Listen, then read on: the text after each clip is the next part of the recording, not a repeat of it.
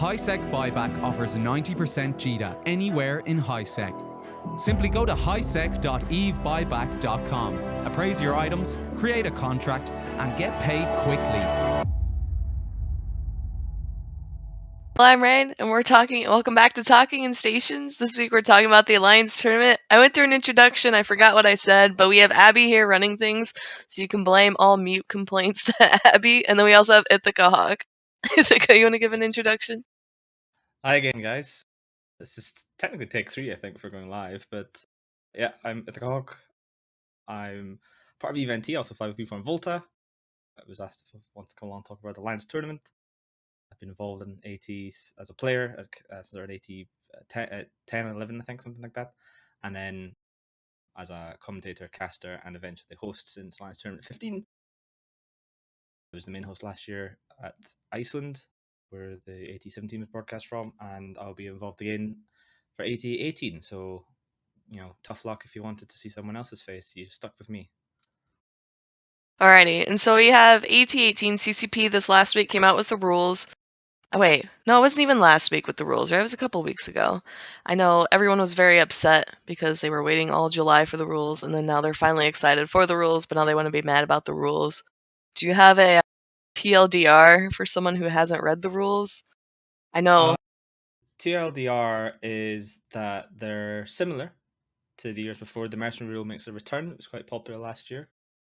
This allows people not in the alliance to be part of the team, so it makes it so that people feel less like they're forced to leave their group of friends that they fly with on TQ to join an alliance that has a team if they want to participate in the alliance tournament, which is cool. It means more people can get in play, which is always fun.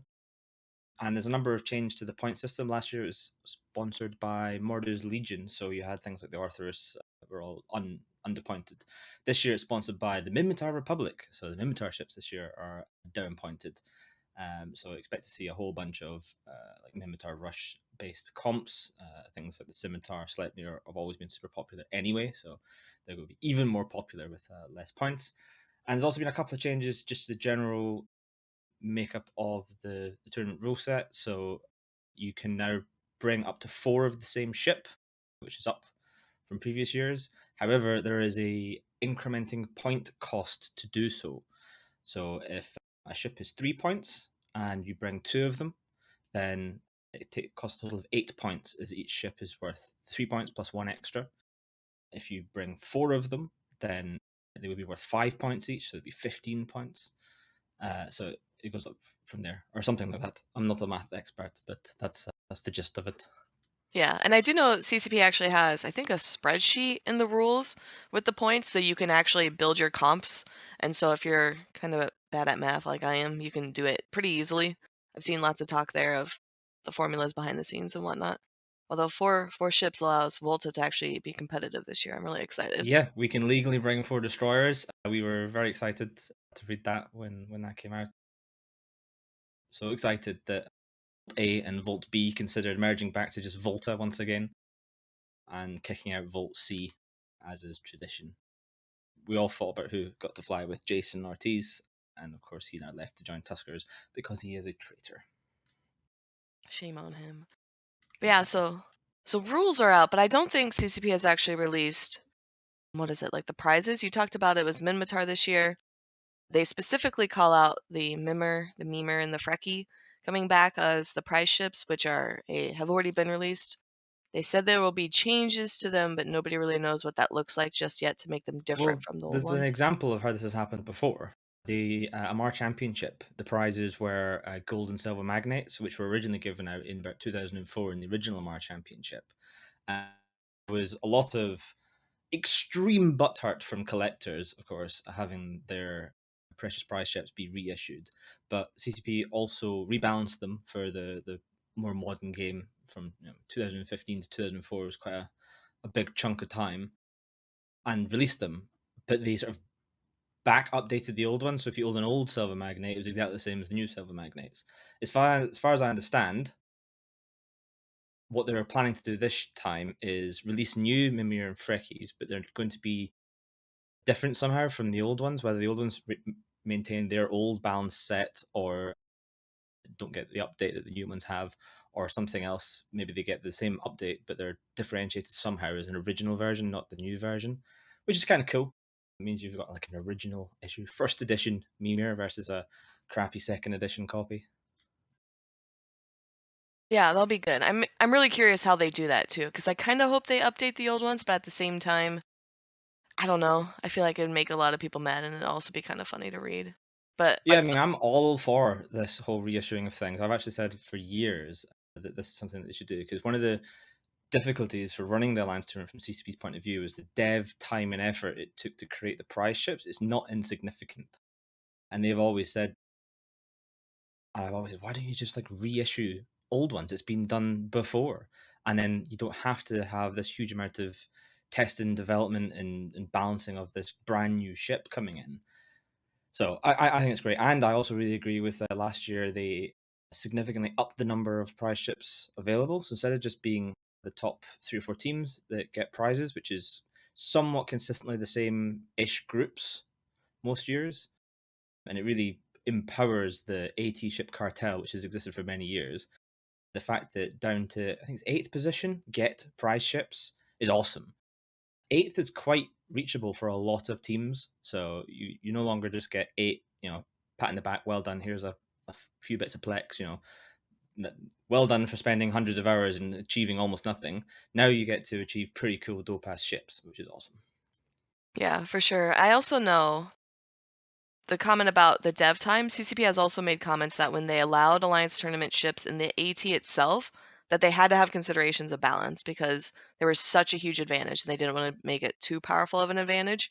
But now they said that, when they're doing all these rebalancing or coming out with new ships, they can just make them super OP because they don't have to worry about them being in the Alliance tournament, and because they're so rare and unique that they should be overpowered and kind of broken on TQ, so they can kind of go wild.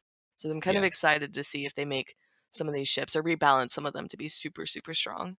Yeah, some of them that will eventually come back round, because the way they're doing it is they are starting again. They've gone back to the Republic, so the Mimir and Freki. I think that's from like Alliance Tournament 10 or something like that, maybe.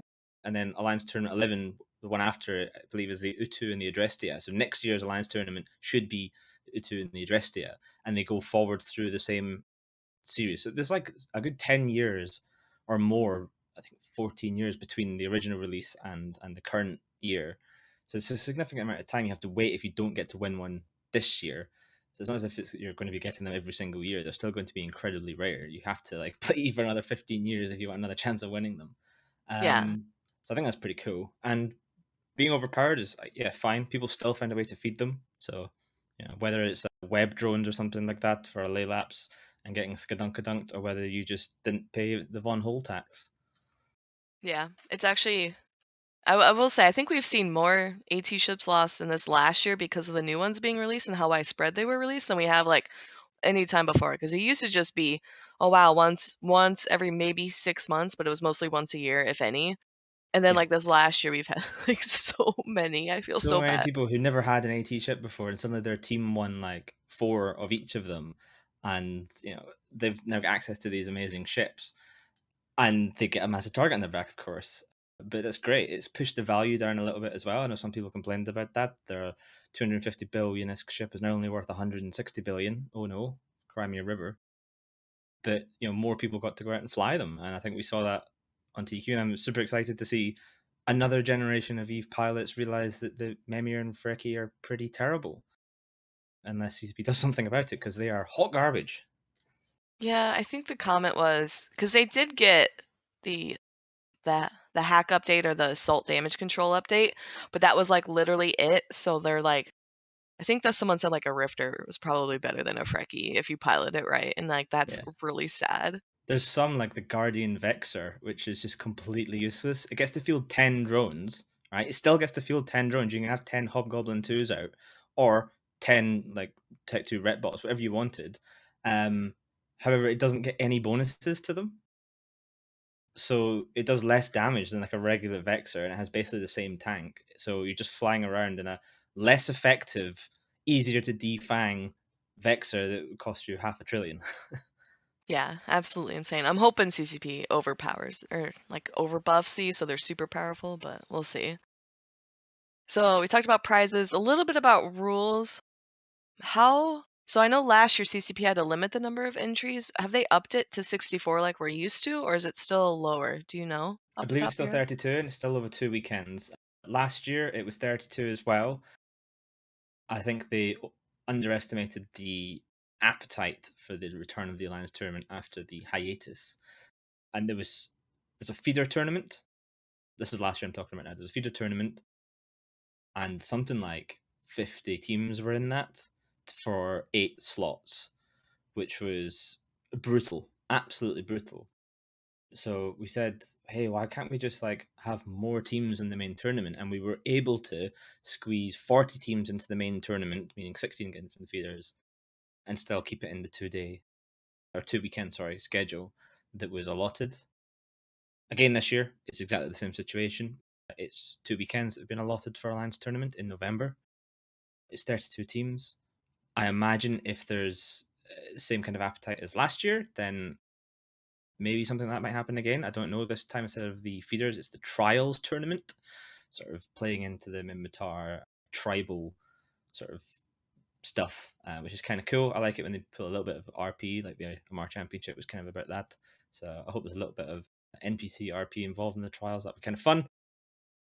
But yeah, I don't know how many people will apply for that yet.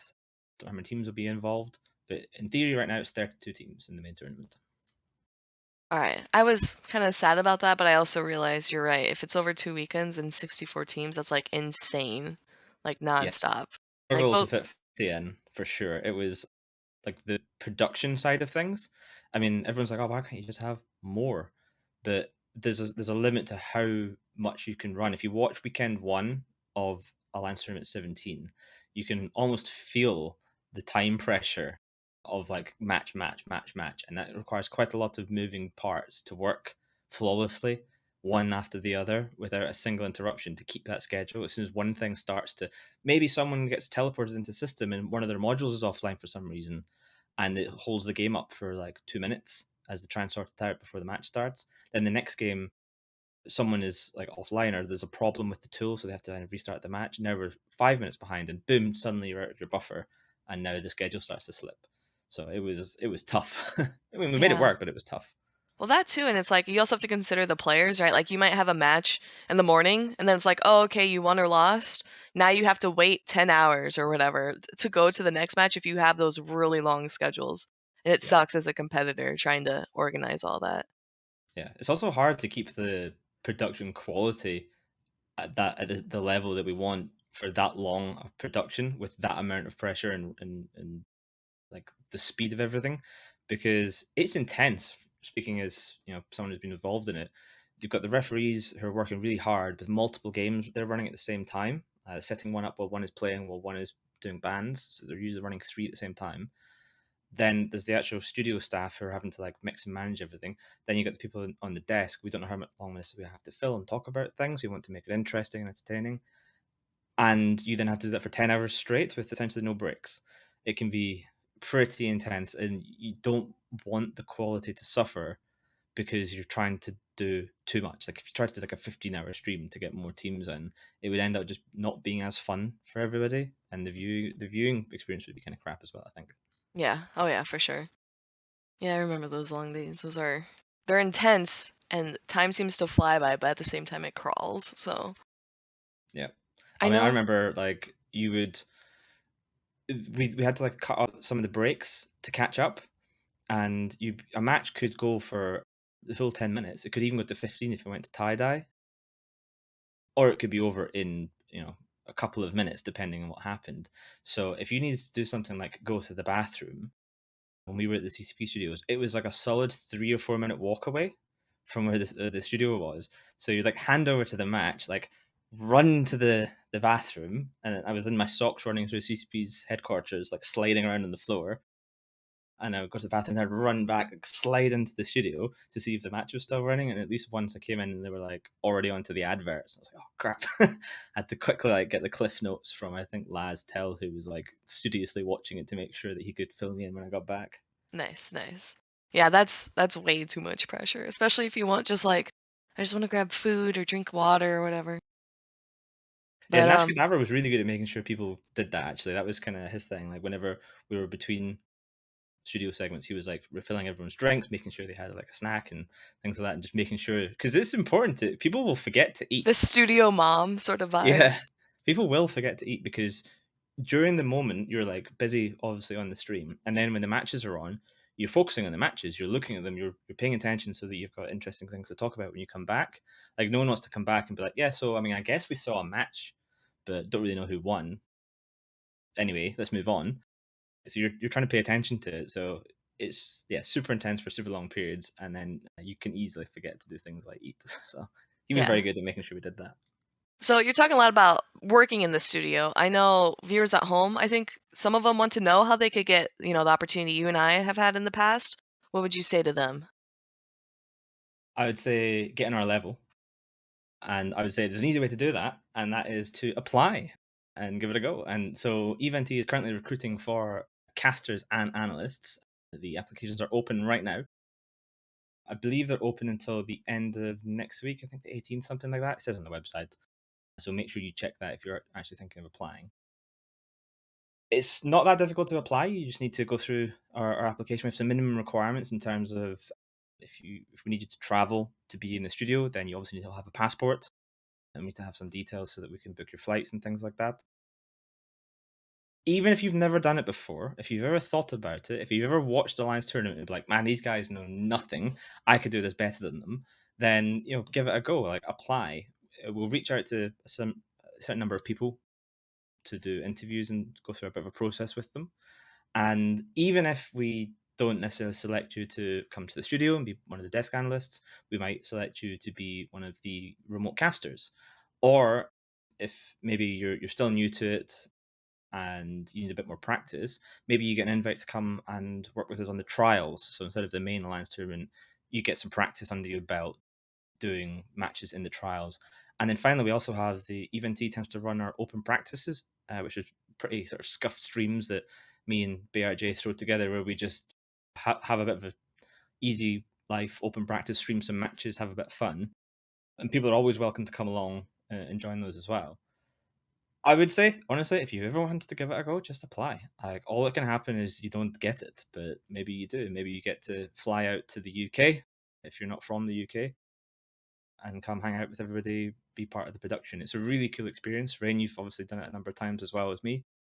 So I can say, like, genuinely, a lot of hard work. We expect people to work while they're there. They're not there for fun, but it is a lot of fun as well. Like hanging out with everybody after when you cut for the final time, everyone has a couple of beers, a couple of quiet beers followed by a couple of loud beers. It's really good. Yeah, I highly encourage everyone to do it. I know, like when I went into it, I was really new, like both new to Eve, both new to PvP, both new to tournaments, and I mean, it's a lot of work to study and practice, but you eventually get there and like it's a team. It's not like you're going to be thrown into the UK to do stuff on your own or just thrown at the desk at home to do stuff on your own. And then CCP also compensates you, so it's not Yeah, it's a convention work, but it's like it's paid work. It's not yeah, just haha teehee volunteer for 10 hours every weekend sort of thing. yeah. We cover your time. We pay for your flights and travel. We pay for your accommodation, so you won't be out of pocket. If you're in the UK, it's obviously a lot easier to get there. You pretty much do need to make sure you have the ability to take up to 10 days off if you're coming from abroad, because we're not going to be able to send you home in the middle, especially if you come from somewhere like America. We'd expect you to probably be there the Thursday, the Friday before, which again is paid for, and then stay there for the 10 days. So it's the 2 weekends plus the week in the middle, and then we send you home with a pat in the back and a job well done. If anyone, by the way, is thinking about this and isn't sure about it or just wants to like talk about it, feel free to reach out to me on like Twitter or Discord or anywhere. Maybe don't send me a letter in the post, that'd be a bit creepy. But feel free to reach out. I'm happy to look at anything you want me to look at. Happy to have a chat. Happy to give advice, whatever. Not that I'm any form of expert on it, but I think I know enough about the system to give you some advice. So yeah, feel free. Yeah, for sure. I'm gonna post your thing in the chat for folks. I hope that's not my postal address. I don't know your postal address. Ithica hashtag. All right, yeah, just your Discord for folks who want to reach out. Maybe that'll help for folks on the VODs too. We know no, not everyone watches live. I'm also trying to think. So that's how people who volunteer. So Event is running the main production from the UK, but also running the trials. Are you guys doing a big studio setup for the trials, or is that more like less like more low key? It's not going to be an in-person studio, at least as far as I'm aware thus far in the plan, simply because the cost involved in studios is significant. It's likely to be something similar to the Alliance Open, which we ran during COVID with a virtual setup, virtual desks, and then the actual Alliance tournament itself will have a full studio production. And the studio we've got this year is awesome. I am extremely excited. It's going to be pretty cool. Nice. Alrighty. And then I'm trying to think too. I know we talked a lot. We talked a bit about the rules. I feel like we could go really in depth in the rules, but I think that might glaze people's eyes. Glaze some people's eyes over with like how complex they are, or like how in depth and detailed they are. I do know a lot of the I want to say the participants have voiced both their concerns and their appreciation for some of the rule changes. I think the big one that a lot of people I've seen complaints about are scripts being allowed. So we might see a big shakeup in some of the meta with E-War and whatnot, but You're going to see a lot of damps, I think. I think any ship with a free mid slot is going to suddenly have damps filled into it. I mean, I'm all for updating and changing the meta. Like, it's boring if it's stale, and you can just pick up last year's comps, drop them into this year, and then run them and do almost the same. So I think it's good that it's going to force people to change, especially with the fact that the points are just all over the place with this incremental rule. I somewhat think maybe better if you could only fit things like damp scripts to ships with bonuses to it rather than just any old ship. But I guess that remains to be seen. yeah, I'm curious to see kind of how the meta will look too. I think last year a lot of people said was it Gila spam last year? That might have been Anger Games that I'm thinking of. But I remember there was like a lot of talk about Gila spam one of the years, and then it started out that way, but then by the end it wasn't there. Yeah, you'll see some like hints of it during the like open practices and then the feeders, depending on if there's like a decent team that doesn't get in through the silent auction, you'll probably see some semi decent comps appearing in the trials. The open practices, you'll see some just nonsense, and some team might accidentally find something that's useful. But we've seen it for a couple of years where you kind of a meta develops pre-season or pre-tournament, and then it just gets blown out the water in week one. Like teams who are maybe not the sort of top tier theory crafters bring what has been kind of thought to be the established meta, and then some of the top tier teams bring something completely different, and it turns out that's the meta. Yeah, it's always interesting to see kind of how that shapes. Kind of like you can tell who's practicing with who because of how they bring their comps to show them to fight. Yeah. The other thing too, I was just thinking about this. I know, so we talked a lot about even T's involvement. CCP is still involved, right? Are they going to be going to the UK with y'all? Yeah, CCP will have some people there. Some of the stuff is still in planning at this point. But yes, CCP will be involved, CCP will be there. Essentially, Alrighty. we're producing it on their behalf, much like we did for Alliance Tournament 16, which was fully in the UK. Alliance Tournament 17 was fully in Iceland, and then Alliance Tournament 18 fully in the UK again. CCP have been involved and have the final say in pretty much everything the whole time. So Event is just a bit of a company in this case. Alrighty. And then I know, because if CCP's involved, so that means they're doing all their stuff on Tranquility, but they're also, I believe the trials are also now on Thunderdome, right? Is Thunderdome going to be a... Yes, the trials will be in Thunderdome, just like the feeders last year. For those of you who don't know, Thunderdome is a separate server, sort of like Singularity, except it's specifically for tournament use. It's not on Tranquility, and that's pretty cool because it means that if you don't get into the silent auction or you're not invited because you didn't finish top 3 in last year, you can pay the basic minimum 2,500 plex to be entered, and then go through the trials. And then if you make your way into the main tournament, fantastic, you're in the main tournament. If not, then you haven't actually lost out. So everyone gets perfect max skills. You get like 600 million skill points. All the ships are free. You don't lose anything on your kill boards. It's just literally matches. No harm, no foul. So just the experience. So I encourage any small alliances that maybe have thought about doing the alliance tournament but don't want to commit to, the money involved in terms of like paying for all the ships you have to get through the main tournament with, and flagships and things like that. It doesn't cost anything other than the actual entry fee, which you get back if you don't get through the feeders. So it'll literally cost you nothing but some time. No, that's really good to hear. I'm always excited that these tournaments are way more accessible now, especially for players. I know Thunderdome, I think P's intending to open Thunderdome up even just for practice, which helps folks get used to how the arena should look, how teleporting should look, how a referee communicates. And I think Yeah. that's super critical when you're super nervous day one on your first match. Yeah, I've been there. I'm sure I've told this story a number of times before, but it's always worth mentioning. I've been captain in tournament teams before, and the way the banning tool used to work was it would just come up. You'd be sitting there just chilling out, and then bang, this big thing on the screen just start with big red numbers just counting down, like to one decimal place as well. So it's counting down pretty rapidly, and you had to make your ban. It was a drop down list of every single ship in the game, including different editions, and like the miasmos and just nonsense. So you have to find the ship you wanted to ban and ban it, and like all the practice would go out the window. Suddenly, you'd be sitting there and you're like, "Cool, what we're going to do is this is our strategy. We're going to ban this ship and this ship."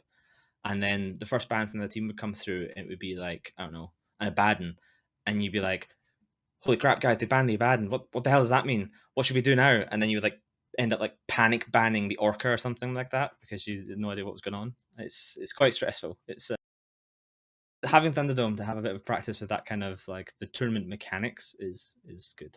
Yes. No, I remember your story reminds me of Elise's story. So Elise captain, what was it, the PL team ages ago, and this was back with the scripts. So we talk a lot about the damp scripts being allowed again. It just reminds me of Elise's stories and your story. It's just like he said the only thing he would ban would be like the Mollis and the Celeste. I want to say Celestis, Celestis. yeah. And like that's all he would do was like he literally had no other strategy. Just every time that tool popped up, it was Mollis Celestis. And he knew like the bare minimum, like he would be kind of okay within the tournament because of that.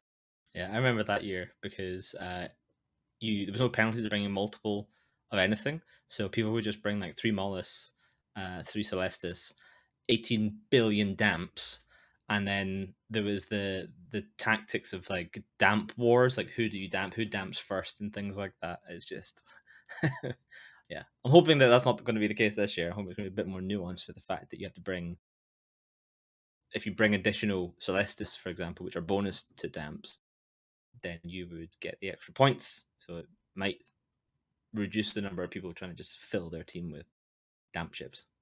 Yeah, I gotcha. Hopefully. I know you and I have been talking a lot. Abbie, you're engineer. Do you want to talk or ask any questions?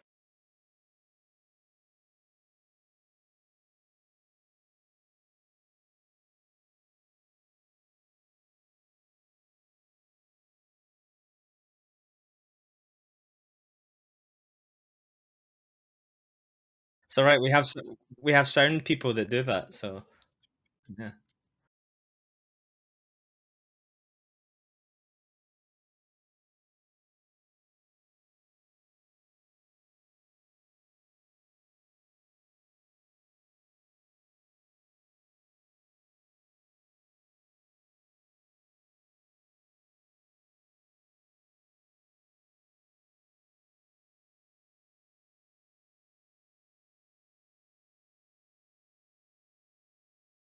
Well, the flagship rules have changed a bit this year as well, actually, which I'm a big fan of. So last year and the year before, you could have abyssals. I said the year before, the previous alliance tournament, which was like 2 years before.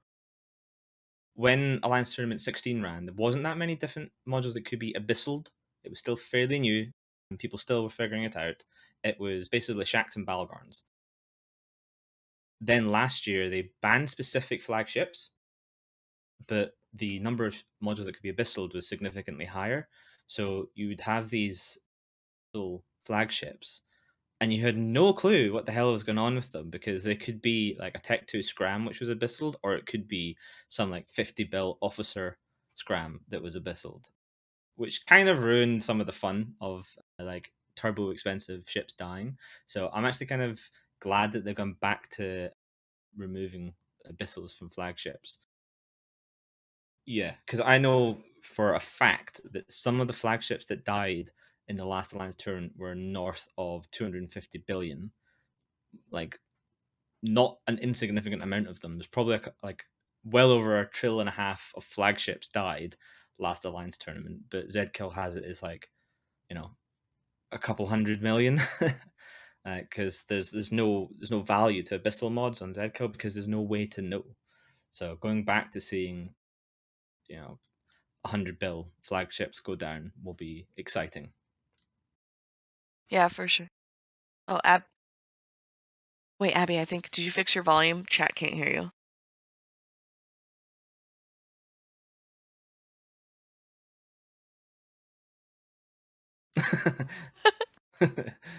You can say it to us and I can repeat it. Yeah.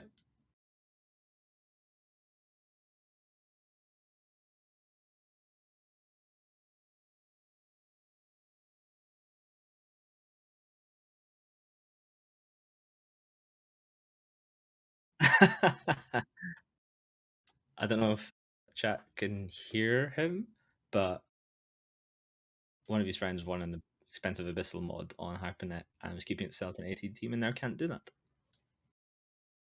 People used to do that with like Toby Webbs, for example, was the classic one. So the Balgorn with a Tobias officer web could, and Lynx and Heat could web out to like 58, 59 kilometers, which meant that if you warped your Balgorn in at 0, the furthest an enemy ship could warp in was 50. You were guaranteed to be able to web something, no matter where they warped in. Can they hear us at all now? I think Oh they're boy. just talking about Abbie. No, but can chat hear us? Okay. Yeah, so like you would receive and then it would start the match, and unless you're a mystical might, you would get jammed every time. You would slap that web on the enemy logistics ship before it could run away, and then your small tackle would burn in and web it, tackle it down, and then it would, that was it, game over. So having things like certain ships banned from flagships is actually kind of interesting because it forces people to pick something else. Otherwise, it will just be pretty much Balgorns and Lashaks as well. So Lashak, Balgorn, Rattlesnake, and Widow are not allowed as flagships this year. Your stream's paused, by the way, Abbie, on Discord, just in case you're still showing stuff there. I don't think. Oh, there it goes. But yeah, and then I know last year there was a lot of not issue, but people, it felt very stale because there was a lot of, what was it? The Barghest, because it had discounted points for a flagship. So everyone brought a Barghest. Yeah, the So Barghest, though, as a flagship was interesting because essentially it's the flagship historically with the lowest amount of EHP. So it was easy to kill if you caught a flag Barghest compared to, for example, a flag Balgorn. The tank difference was immense. And the flag Barghest tended to fit better in with more kitey setups, which meant if that setup fell apart, then that flagship could die. I mean, I know Ride My Turtle had like a 300 bill Barghest, which died, and of course doesn't appear on Zkill because of abyssals. So the values won't be as much without abyssals, but we'll see them. So that'll be kind of fun. yeah. It's also probably easier for some of the newer teams too. Like Abyssals, you either buy them from someone or you have to invest on rolling your own. And that can get really, really expensive Yeah. really, really fast. So like even the newer teams, like they can have at least a reasonable flagship this time around. So that's one of the things, like people used to be like, oh, we can't do AT because we have to spend like 50 bill on a flagship. Not true. You basically don't have the same fitting restrictions. Normally, land tournament, you can only fit up to Tech 2. So you can't fit like a faction scram on just any old ship. It has to be Tech 2. So if you feed your entire comp and maybe it's got 2 battleships in it, you're probably going to lose maximum a couple of billion in it, mainly in the hull cost at the minute. That's not that much. And in theory, If you fed twice, you would be out. So if you just lost everything twice, you would maybe spend like 4 bill to be in the Alliance tournament.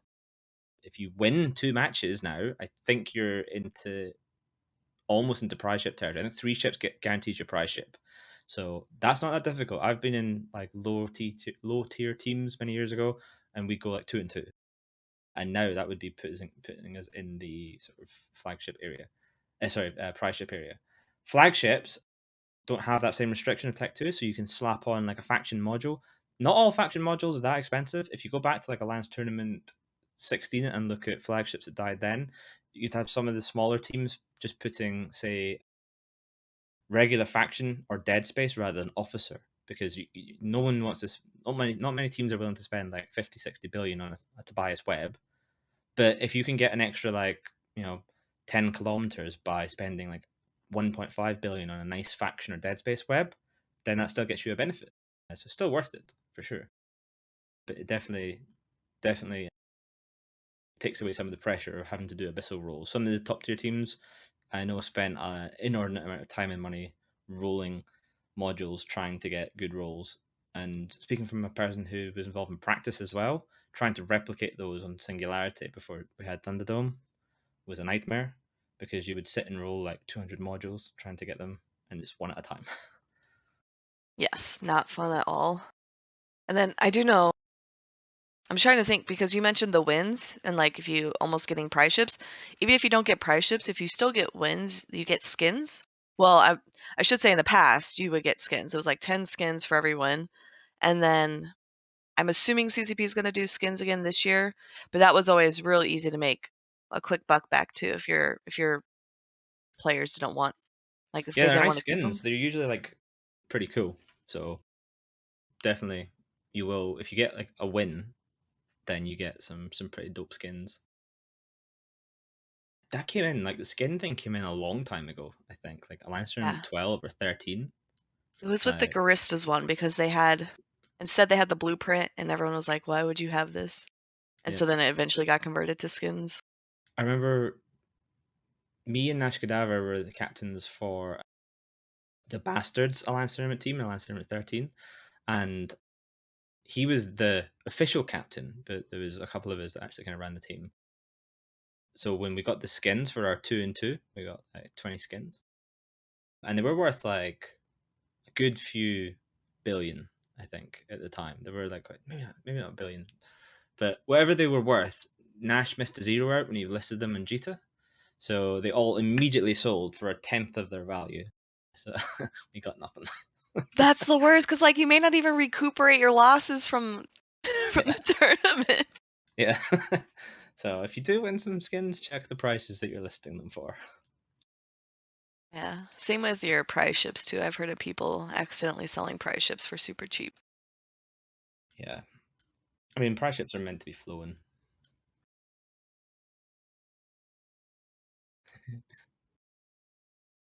Yeah. Yeah.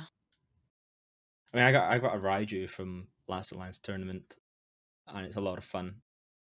I remember back in the day, like undocking like an expensive cruiser, like a faction cruiser, like a Phantasm or something like that, and being like, oh wow, look at me, and then feeling like the sort of a little bit of the PvP shakes, and then like as you get more experience, you don't really get them as much anymore. It's like adrenaline junk because you have to like increase the rush. But then like flying around like a couple of months ago, we went on that AT ship Rome, some of the Volta guys. We had like 6 Laylaps, 6 Raiju, a couple of others as well. There was a Chromos and a few other bits and pieces, and we got in some fights. And it's so incredibly overpowered. Like even if you're outnumbered, like it's pretty hard to lose. But you still put in like a lot of money on the line, and it's yeah, it was fun. It was good, and we for sure wouldn't have been able to do that with the less number of prize ships, because people would have wanted to sell them to recoup some of the cost, make some money, but you can still sell a bunch of them and have a bunch left over to give out to the team. So, and you only have to come 8th to get ships, which is pretty awesome. Come 8th, get like 300 billion. GG. Yeah. Definitely worth at least somewhat of the time investment and the ISK investment that teams put in. Alright, I'm trying to think of like what else there is to talk about with the tournament. I think we covered a lot of the big stuff. We talked about scheduling. trials in October, big tournament in November. Not during Thanksgiving weekend, so Americans will be fine. Yeah, you're welcome. Americans get really mad about their Thanksgiving weekend, so. It fits exactly between Thanksgiving and the World Cup, I believe. Oh, is it? Oh, yeah. So, like, no sports fans will be mad about it or anything. Yeah. Yeah, the dates are on the rules, which I believe was already shown a little while ago, but probably Yeah, worth Abbie, going over. they had a lot more stuff. So like roster lock-ins, Yeah. which I'm assuming is for like mercenaries and whatnot. Oh, so it's more than that. Actually, it's probably worth talking about that then. Basically, if you're in an alliance, if you have a team, I cannot find the dates. I'm scrolling on my own screen looking for them. Here we go. Right, so signups are open. Are closed on the 23rd, which is my birthday. And you have to have your team submitted by then, in the sense that the captain, which is your alliance executor, has to apply for the alliance tournament. That's it. On August 30, you submit your roster, or before August 30, you submit your roster, and that's who's given Thunderdome access. That includes your mercenaries. Basically, you have to be in the alliance you're going to compete for before that date. If you, let's say, Gunsworm Federation were putting a team in, and Rahne joined Gunsworm Federation in October, she would not be eligible to fly for the Gunsworm team because she was not in that alliance before the roster lock date. She has to be in that alliance then. That's how it works. It's basically to stop people just jumping ship if they join a team and then find that they're kind of a bit crap and decide to move, or they don't make it through the trials, so everyone just piles into a good alliance.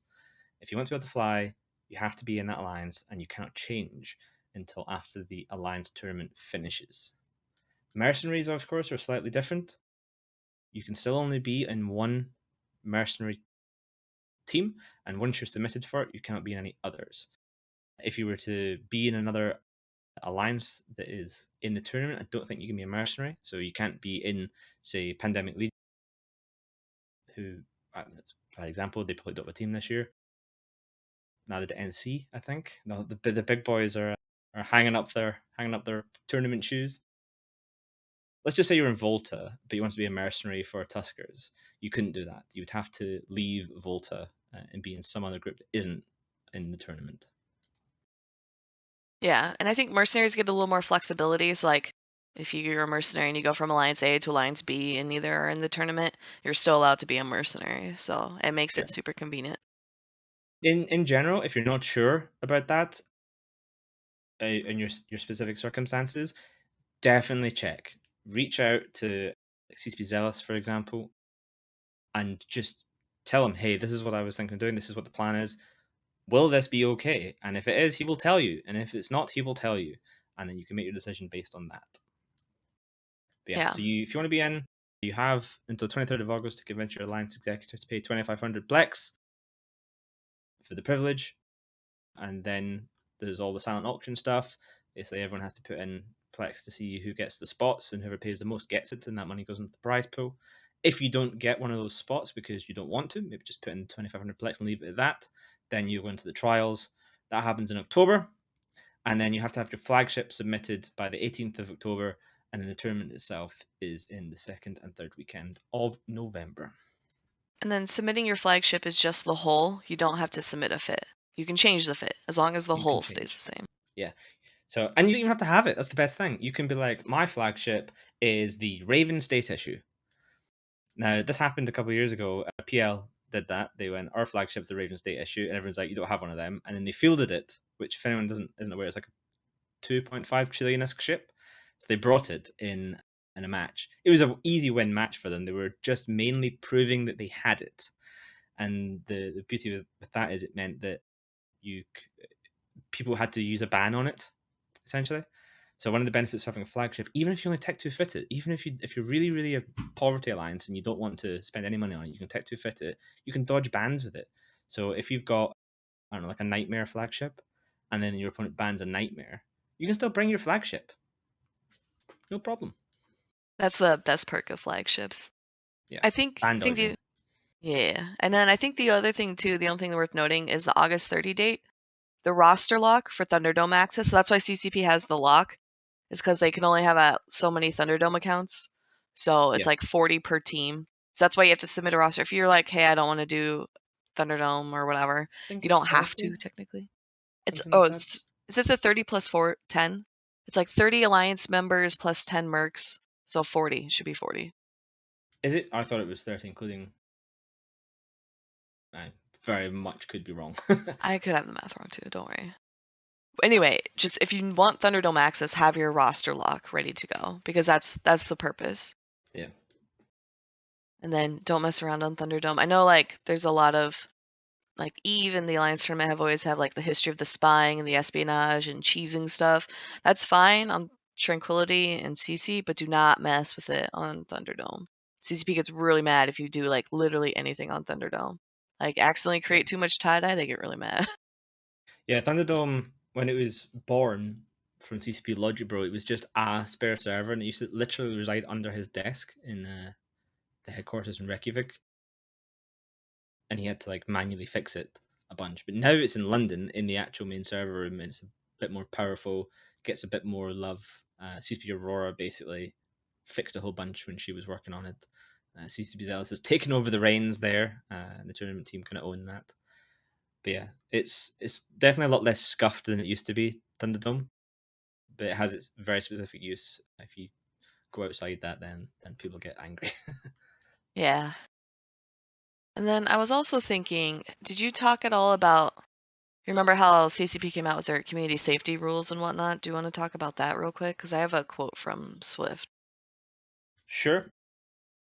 So the whole community safety thing that came out not long ago has made its way into the Alliance tournament in a way that I personally agree with. So basically, I'm scrolling through looking for the actual wording of it. But basically, if you've fallen afoul of those the community safety rules, you risk not being allowed to fly and you risk having your alliance removed. So you basically have to conduct yourself to the standards that is expected of you. It's very simple, just don't be a dick, and then you'll be all right. You want to read your quote and then we can talk about it a bit more? Yeah, so this is from Swift. So this was said on the partner Discord, and he did say it could be shared. It's literally in the quote. But he goes, "I know when we announced the policy, people were worried that we'd start banning retroactively banning people for gamer words in 2012. But it's not really what it's meant to do, and you're free to repeat this." So really, the issue is like if you said something 10 years ago, whatever, you're probably fine. But if you went to a meetup and beat up somebody, you're probably going to be punished for that. Which I feel like CCP should have done back then, but that's more of what it's focused on. It's more focused on like the community safety aspect, not, oh, you said a bad word one time situation. So I know there's a lot of people freaking out, and there's a lot of people who should be freaking out because they do some of these really terrible things. But if you're just like some dude who got mad one time, you are probably okay. Yeah. I mean, people have said things over the years, and people can look back at what they've said and realize what they said was incorrect, wrong, whatever, and feel regret about it, apologize for it, and so on. And that's perfectly fine. Like, I have absolutely no issue with someone being like, "Hey, you know what? Back then, I thought like this, and what I did and said was wrong, and I apologize for it, and I'm a different person now." Cool. Happy to have you. That's a really adult thing to say. It's mainly about, yeah. There was a whole big thing in the community about people taking things too far out of game, and Alliance tournament is part of the game. So don't bring that to the Alliance tournament.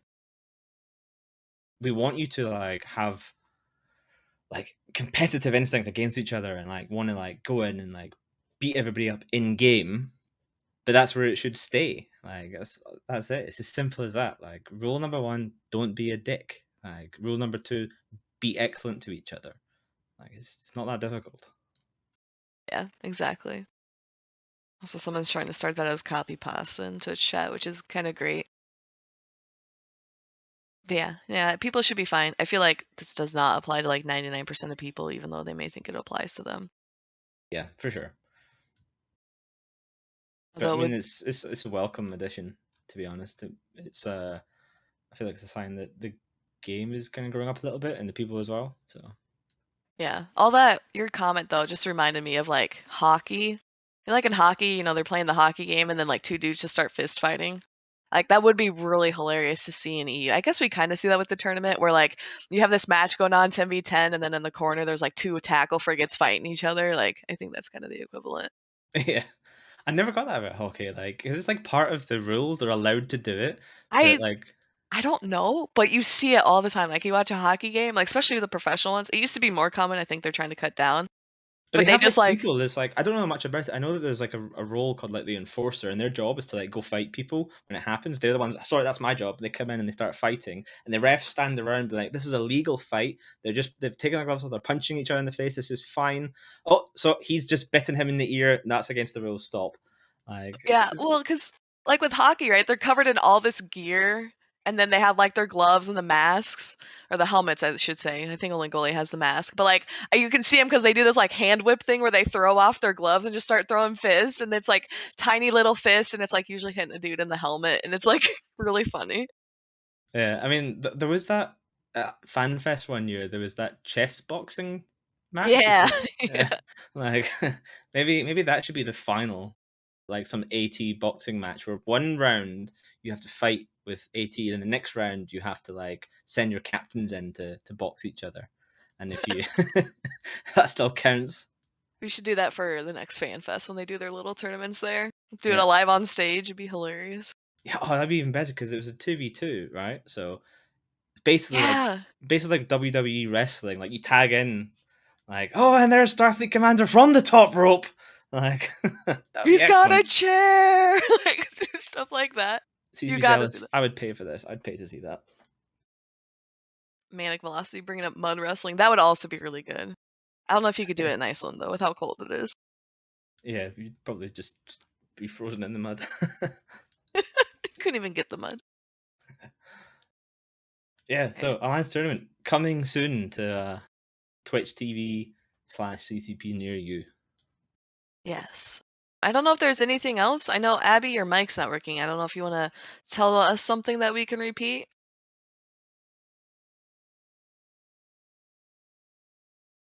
Oh, we No. can't even hear you now. Oh yeah, now we can't hear you. We still can't hear you. You can just type it in the chat, and then Ithica and I can do like final thoughts. Yeah. Abbie's tech has slowly been failing through this podcast. Oh, he says he has no more questions or comments. So thank you, Abbie. And then Ithaca, I don't know if you have any final thoughts, anything you want to give a shout out for. You're our exclusive guest for the Alliance tournament right now. Well, shout out to all the UNT people that make this happen. So Barrett J works his little cotton socks off all the time. Discreet there, aka Kyle, puts a lot of work in as well. It's going to be me, him, and Bay doing the sort of like the talent applications this year. So it's a lot of work to do. So big shout out to them. All the rest of the crew like Biohazard, Amy Muff Muff, and people who like make a lot of the actual sort of day to day runnings of things happen as well. Super important for UNT to be able to do this. And then obviously to all the players who are going to be part of the Alliance tournament who are probably already practicing furiously, theory crafting away, looking for the next big like tactic to figure out for everyone else. And my actual final thoughts are, just get involved. Like whether or not it's you want to be part of a team, make your own team. We talked about it a bit. It's pretty easy these days to get involved, and it doesn't cost that much. It doesn't really cost anything if you don't get through the trials. And if you want to get involved in the casting, the applications are open right now for another like 5-6 days. Feel free to apply. And yeah, as I said earlier on, if you have any questions about tournament stuff, you just want advice, whatever, I'm happy to chat. So you can reach out and speak to me. And that's it. So thanks for having me. Yeah, thank you, Ithaca. We'll be back next week. I actually may not be here, so we may either adjust the schedule. You may have another host. There's a lot of news that happened this week, so we didn't touch on literally any of it because we wanted to talk about the Alliance tournament. But there's still stuff happening in EVE, so make sure you tune in next week for a more larger, broader update with the goings on in EVE Online. Thank More you, larger. folks. Yeah, have a great weekend, everyone. Have a great weekend.